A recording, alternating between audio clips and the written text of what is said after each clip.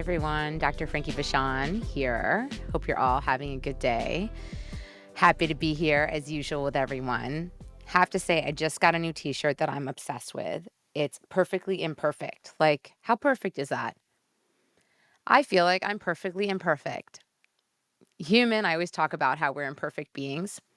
I am certainly an imperfect being and a work in progress. And being here week after week with you all, thinking about topics that I want to cover that I know a ton about and know are important and need to be stated. I make an effort to really bring that to you, and also topics that I'm curious about and I feel like I can maybe improve on, or things that come up regularly in my practice that I want to better understand, learn tools myself so that I can either, both apply to my own life, because I'm a practitioner that practices what I preach. I don't just talk. Like a lot of these people out there, their lives are in shambles. Shit's completely upside down, and they're preaching to people about all the ways that they should be living and thinking and being in their lives, but their own personal lives are a disaster. So anyway, I use this as an opportunity to continue to learn and grow myself. And it's just an amazing, like, it just reminds me, all of you that are here weekly, showing up, commenting, letting me know what you want to hear more about, or if there are topics that I haven't covered and you'd love for me to delve in there and do that. It gives me purpose and reminds me that there are a lot of people out there that care and want to grow just like me and recognize they too are imperfect.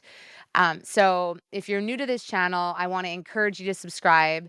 Anybody that you know that would benefit from learning tools and skills around interpersonal well-being, awareness, they care about their relationships, first starting with themselves, encourage them to subscribe. I promise you, I will continue to provide you with science-based tools and techniques and skills that you can actually use and apply to your lives. And while some of them may be really helpful and others not so helpful, I promise you, you're always going to get something, even if it's just a gem.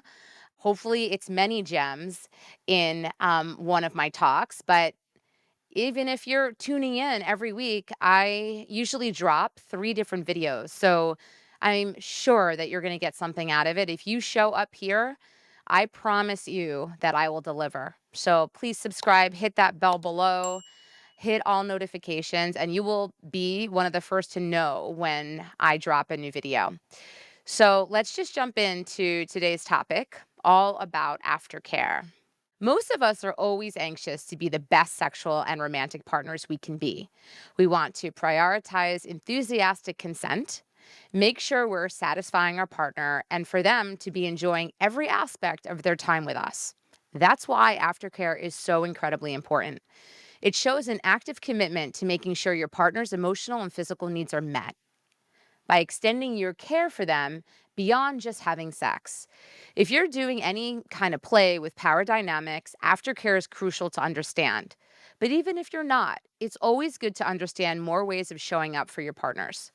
So, what is aftercare anyway? Aftercare usually refers to the intentional ritual of caretaking, affirming actions for someone after sex, designed to make them feel connected, safe, secure, respected, and cared for. Aftercare is often referenced in a BDSM context where the main sexual activities may have had more intentionally challenging overtones. Aftercare helps reset the connection and facilitate both partners leaving their personas behind and reconnecting as equals and or loving partners. Maybe the bottom in a relationship was just enthusiastically and consensually degraded or humiliated for hours. And then during aftercare is affirmed by their top as a strong, lovable person that the top admires and cares for. It's a good idea to discuss aftercare as part of negotiating desires and interests with a new partner, especially if any kind of kink is on the table. Hearing what people find helpful or valuable in aftercare and setting expectations for what aftercare should look like for you can help set you both up for success and a great date. Who is aftercare for? Traditionally speaking, and especially in a kink context, aftercare is imagined to be something a top does for a bottom. It's a way of bringing them back to earth a bit, comforting them through an intense feelings that may have come up for them, and reaffirming the respect and care they feel for their bottom outside of the scene space. With that said, it's important to remember that sex and kink are intense, demanding, and in some circumstances can be triggering for tops and dominants too. It's helpful to discuss what forms of aftercare might feel good to the top in your dynamic as well, even if it's just cuddling and positive feedback on the experience you just had. Physical aftercare. Especially after intense and or extended sex, it can be helpful for both parties to have some physical aftercare planned. Your electrolytes and blood sugar may be low after several hours of sexual activity, and it's a good idea to have snacks with protein and fiber on hand if possible, plenty of water, and maybe fruit or a special dessert as a treat. Think about other physical needs you may need met as well. Having warm, fuzzy blankets to wrap yourself and your date in, or a fuzzy robe often feels good, or adjusting the heat or the AC in the building to make sure you're comfortable. For some people, a massage or taking a shower together feels like a great way to connect and bring your body back to baseline. If you've done any impact play that may have left marks, bruises, or welts, aftercare can also look like applying balm or an ointment. Emotional aftercare. Sex often brings up strong emotions, and kink can even bring up strong emotions more so, or especially when the experience is a good one. Many people are chipper and happy and go lucky after a scene ends, but may also be occasionally surprised by feeling sad, ashamed, or very small, and even vulnerable. These feelings may or may not be a result of what just took place and can often be old feelings that get stirred up about a different situation that comes up unexpectedly. Regardless, good emotional aftercare looks like staying with your date's emotions and allowing them to play out with support and care. This doesn't have to look like counseling. It can mean rubbing your date's back and agreeing to hold them while they cry, or giving them space if physical touch feels too intense for them right now, and instead making them a chamomile tea, for example. When something goes wrong, in a perfect world, aftercare is the glowy, connective time after a great time in bed that everyone enjoyed to the fullest. But inevitably, there will be a point at which something during sex goes wrong. Even if you hew towards the most vanilla sex possible with a single long term partner you're in a stable relationship with, eventually someone will say or do the wrong thing in bed on a day when their partner is struggling. Or something that's always been pleasurable will suddenly feel less so. Or a miscommunication will happen. Someone does something the other person didn't want.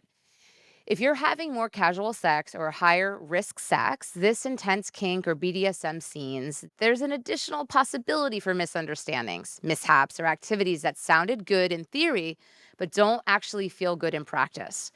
In these instances, aftercare takes on another valence and requires a different set of skills. If someone is hurt, upset, or triggered during sex, it's often best to stop immediately and move into aftercare, finding ways to make the other person feel safe and secure, whether that means putting clothes back on, wrapping someone in a blanket, getting them rescue meds, or listening to them while they talk about what just happened. If a discussion about what just happened comes up, it may be best to approach it more delicately and less functionally than you would in other circumstances. If someone was accidentally harmed, had an experience of something not feeling good, or if there was a miscommunication about consent, it can feel very upsetting and accusatory. You may feel inundated with extreme shame or defensiveness about your intentions. Even if your feelings are based in reality, aftercare probably isn't the time to raise them. Try to focus on making your partner feel safe and hearing them out for now. And in 24 hours or so, when you've both had a chance to regulate, you can have a full conversation about it. And remember, tops can be triggered or have their consent violated too.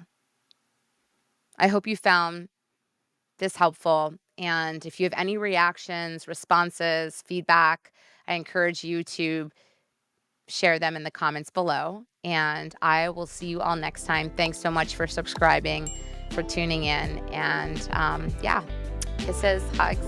I'll see you then.